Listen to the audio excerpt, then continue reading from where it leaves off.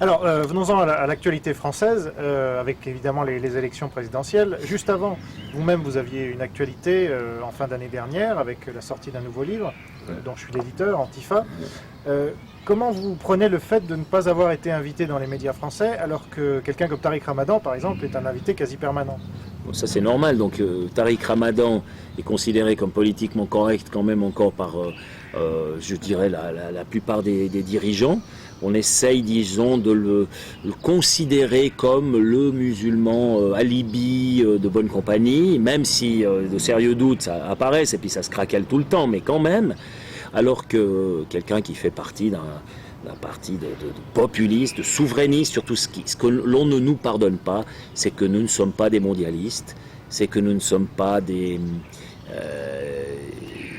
gens qui pensent que les citoyens peuvent se passer de racines, d'identité, de frontières.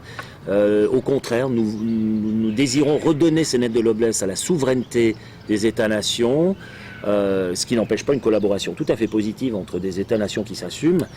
Nous voulons redonner aux gens la conscience de leurs racines, la fierté de leur provenance, de leurs racines, de leur identité.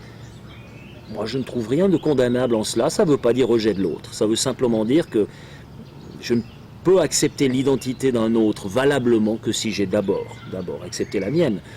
Dès le moment où j'ai renié la mienne, je suis personne, mais l'autre, dans sa différence, il est personne non plus. Les deux personnes qui sont personnes, c'est le néant absolu, et c'est exactement ce que le multiculturalisme nous impose. C'est une sorte de néant, c'est une sorte de McDonaldisation de la culture, où tout se mélange dans un fatras qui devient difforme.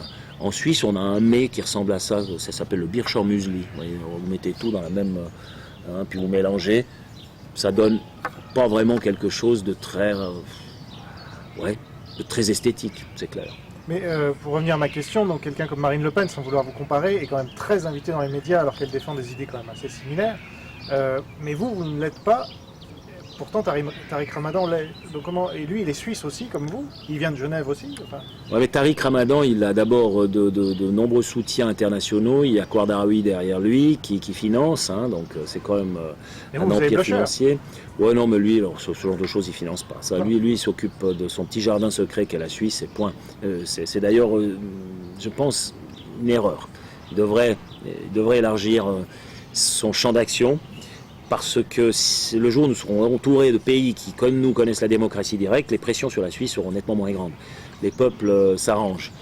C'est les politiques qui s'inventent des conflits pas possibles parce qu'il y a des intérêts particuliers en jeu. Actuellement, l'Union européenne essaye péniblement de sauver les instituts bancaires en se payant sur la bête, c'est-à-dire sur le contribuable.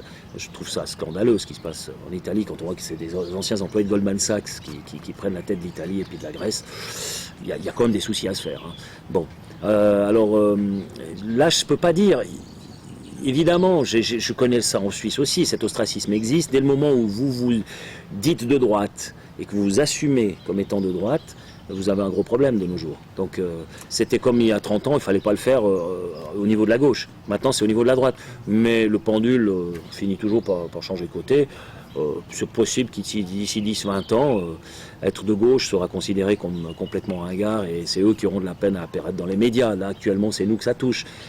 À nous de nous battre. Moi, dans les médias suisses, j'apparais assez fortement, il n'y a pas de problème. Et puis sur la France, bon, c'est parce que je suis élu en Suisse, c'est parce que, Tariq Ramadan, lui, parle souvent à des foules musulmanes françaises, directement, très souvent. Donc, il est un vecteur politique, on le veuille ou non, même s'il a le passeport suisse, il est un vecteur politique d'influence en France, d'une influence néfaste. Et puis c'est un homme ambigu et mensonger.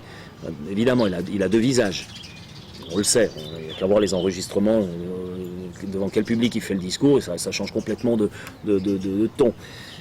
C'est pour cette raison. Et puis Marine Le Pen, elle est quand même candidate, elle était candidate à la présidence. Elle dirige maintenant un parti qui est quand même le troisième parti de France, donc on ne peut quand même pas l'ignorer, même si on voudrait.